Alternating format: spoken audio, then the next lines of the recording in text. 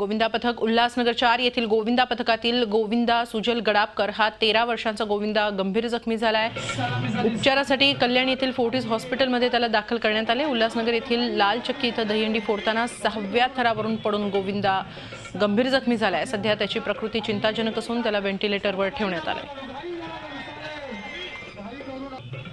आपण याबाबत अधिक माहिती घेऊया। आमचे प्रतिनिधी विशाल वैद्य यांच्याकडून। विशाल, सध्या या गोविंदाच्या प्रकृतीविषयी काय अधिक माहिती आहे? सध्या याची प्रकृती अत्यंत चिंताजनक आहे। डॉक्टर जे आहेत ते सगळे रिपोर्ट्स आता काढत आहेत। संध्याकाळी त्याला इथे भरती करण्यात आलेला आहे। ती चिंताजनक अशीच म्हणत आहेत। आता अद्यापही काही सांगण्यास तयार नाही डॉक्टर, कारण जोपर्यंत त्या रिपोर्ट त्यांच्याकडे येत नाहीत तोपर्यंत काही बोलण्यास नकार दिला आहे। डॉक्टरांनी मात्र जे त्याचे नातेवाईक असतील, जे मंडळाचे कार्यकर्ते असतील, ते अत्यंत चिंतेत आहेत। कारण का फोर्टिस हॉस्पिटल हे एक स्टार ग्रेडेड हॉस्पिटल म्हणून आहे, त्यामुळे इथला खर्च जो आहे तो सुद्धा खूप मोठ्या प्रमाणात असतो।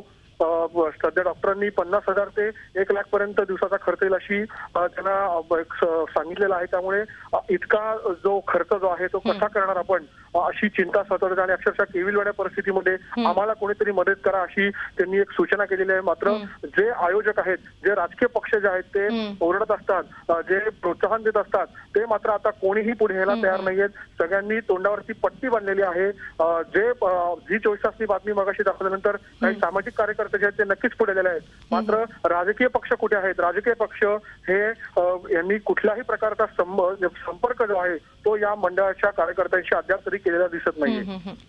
धन्यवाद विशाल, आपण दिलेल्या या सविस्तर माहितीबद्दल।